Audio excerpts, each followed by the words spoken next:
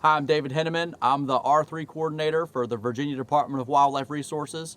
With deer season right around the corner in Virginia, we figured we'd come out today, do a very basic pack dump of what we use to deer hunt in Virginia from the ground.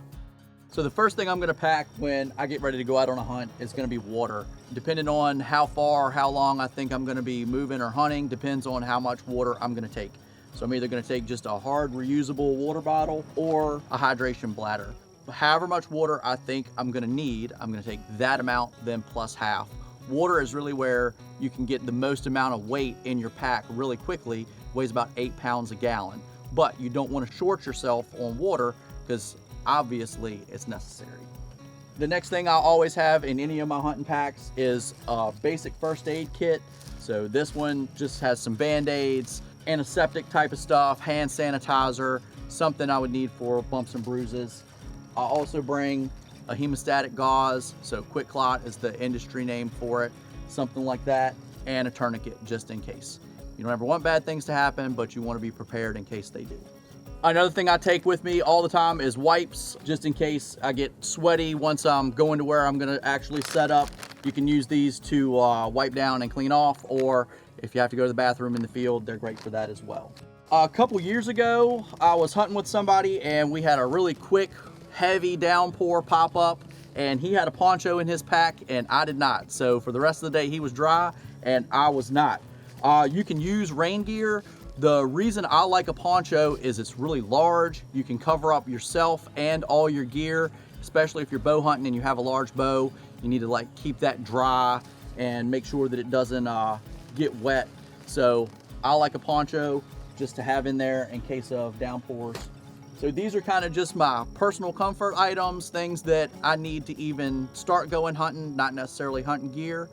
We'll go into the hunting gear next. So we'll talk about optics first. I like a 10 power binocular. It's got a great field of view, but enough magnification to let you dial in on whatever animal you're looking at and decide whether or not that's an animal you would like to take.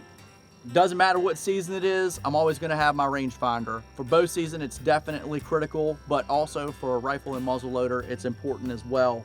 Talk about lights and flashlights. I'm always gonna bring 2 flashlights with me. The brighter, the better. I'm gonna use them for following up blood trails on game. I always bring 2 just in case one goes dead or the batteries start to get low. Or if you have a buddy with you that's forgotten his flashlight, it's always handy to have an extra. And a headlamp for navigating in and out of your stand in periods of darkness.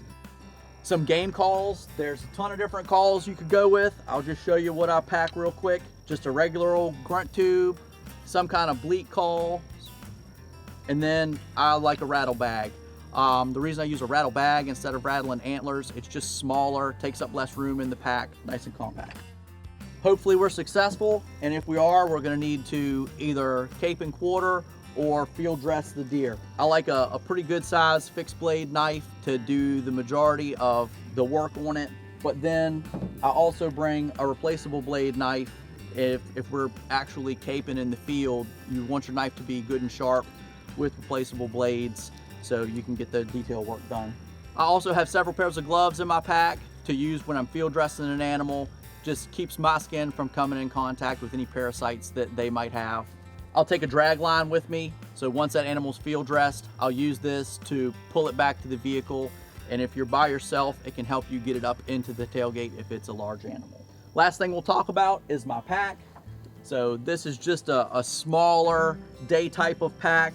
It's got some good drawstring tight pockets on the outside. It's got an area here that you can snap in, that you can put an extra jacket in case you need to layer, whether you're walking to or from the stand, take your jacket on and off, put it in there. A pretty big interior main pouch with some internal pockets. It's got a place for your hydration bladder where you clip that in. The very top external pocket has a little mesh area for all your licenses to go in.